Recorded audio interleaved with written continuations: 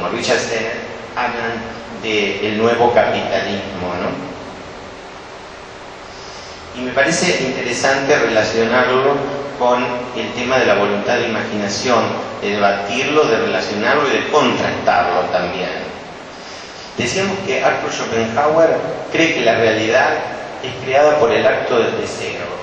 El hecho de que el mundo sea reticente a los designios de nuestra voluntad nos devuelve la percepción de que la realidad nos es restrictiva, a veces hasta adversa, no siempre amigable, y nos pone permanentemente obstáculos que para el ejercicio de nuestra libertad de acción debemos sortear.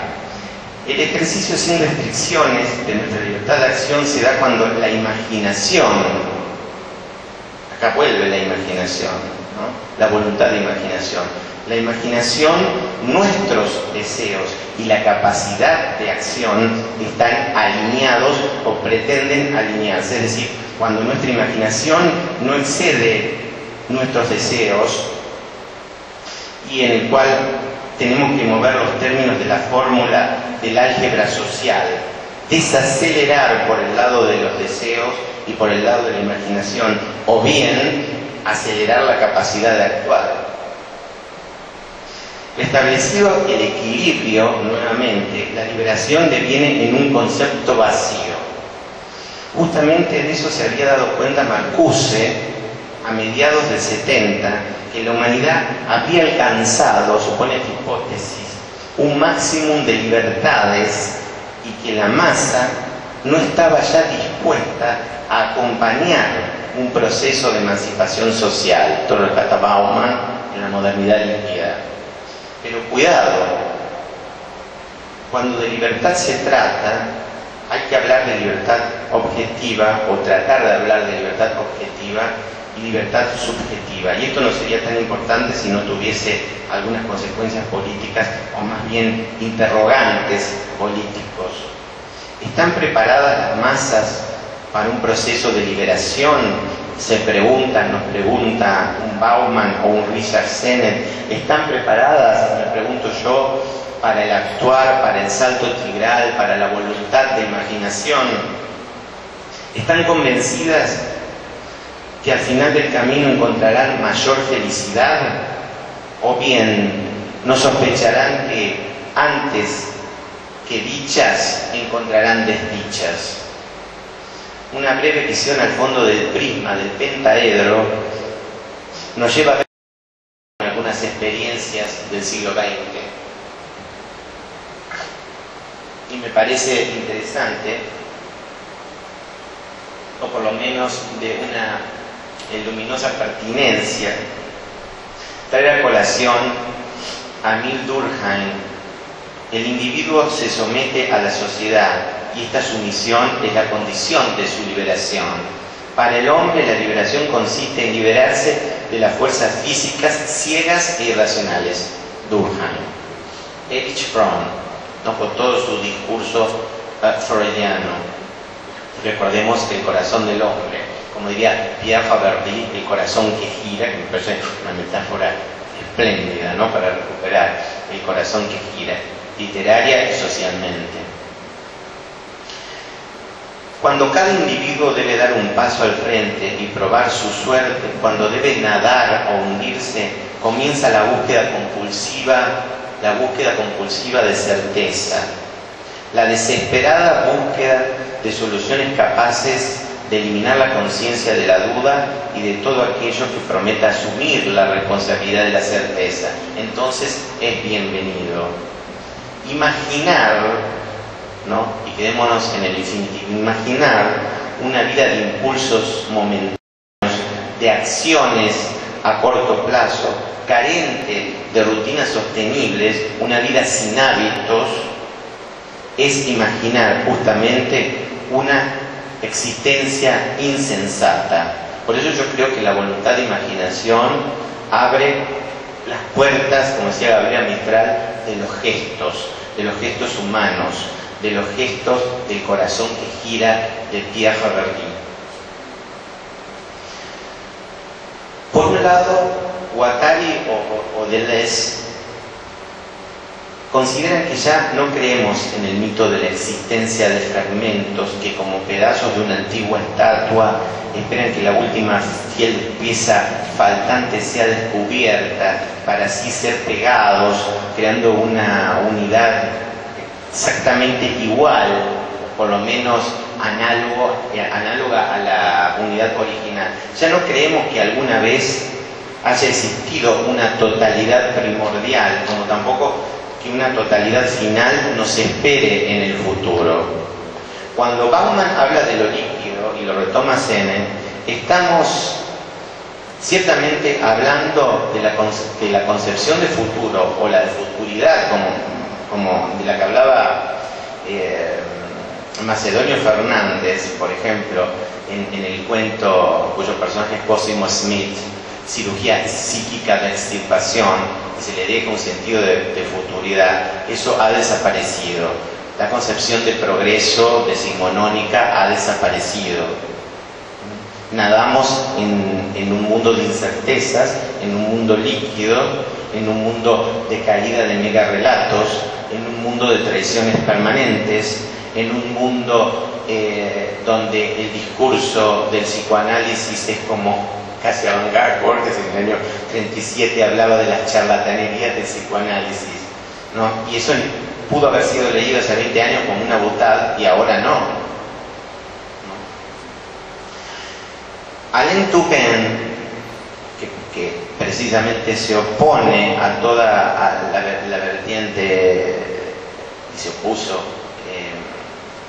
posmoderna, considera que la muerte de la definición del ser humano como ser social definido por su lugar en una sociedad que determina sus acciones y comportamientos, ¿no? Lo que está mal en la sociedad en la que vivimos es que ha dejado de cuestionarse a sí misma.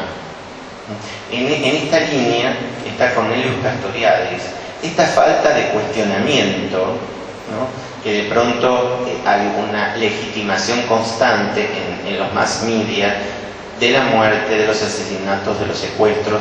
Todo pasa de una manera líquida, yo diría hasta gaseosa, ¿no? Porque se está proponiendo justamente ir más allá de lo líquido, ir hacia lo gaseoso, ¿no? Donde el olvido prima como ley y no como excepción.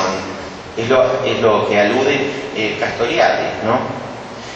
Y que es el efecto de una sociedad que ha dejado de cuestionarse a sí misma. ¿Qué pasa con la imaginación y la voluntad de imaginación? Pretende volver al debate y volver a cuestionar desde la médula, desde su propio esqueleto y de una manera carnal, desde los vestigios, rearmar lo que Richard Sennett denomina el carácter.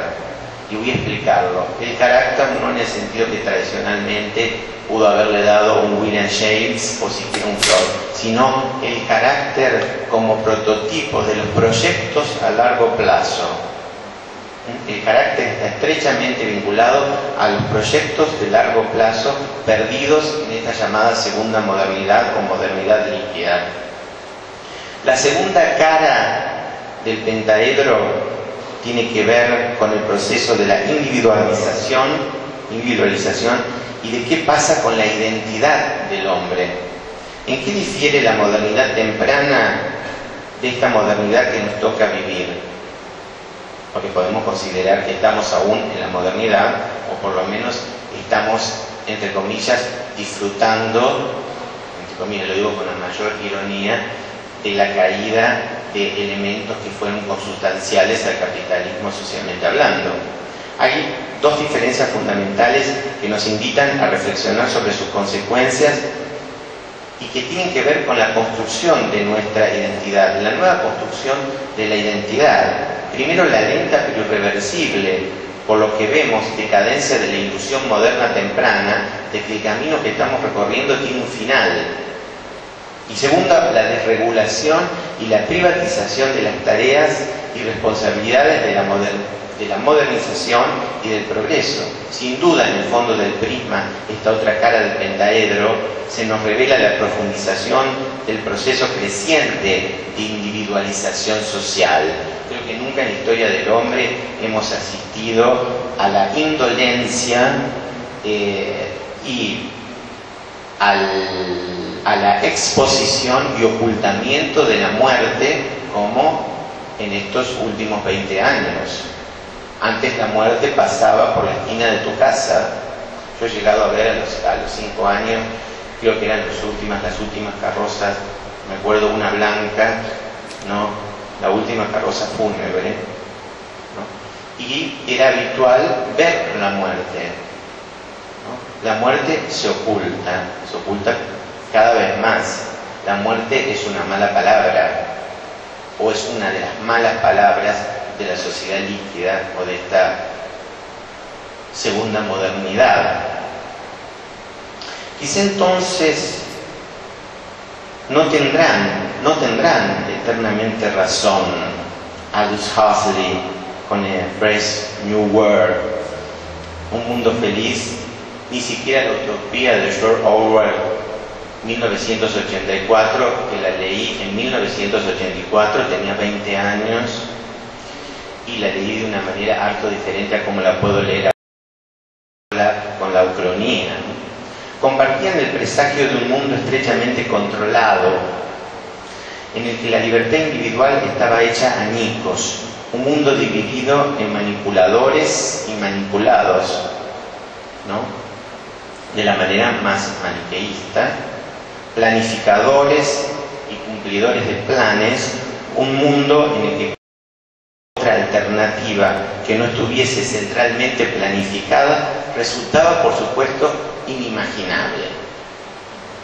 La voluntad de imaginación se sitúa enfrente de lo no planificado, enfrente de estas utopías. Utopía en griego significa no hay tal lugar. Pero quiero rescatar esta etimología, no en el sentido precisamente del vocablo, utopía igual a no hay tal lugar, es decir, no hay tal lugar, no están los planificadores, ni esas planificaciones, no se cumplieron esas utopías, y por lo que vemos y por lo que vivimos diariamente, cotidianamente, tampoco se van a cumplir, o por lo menos se van a cumplir otras. Si le damos la razón a Nigel Street, ¿no? Un gran ensayista. Los discursos son metalenguajes que enseñan a las personas cómo vivir como personas. Sostiene que mientras en el discurso de Josué es muy interesante esta distinción que hace entre el discurso como paradigmas, como emblemas, el discurso de Josué y el discurso del Génesis.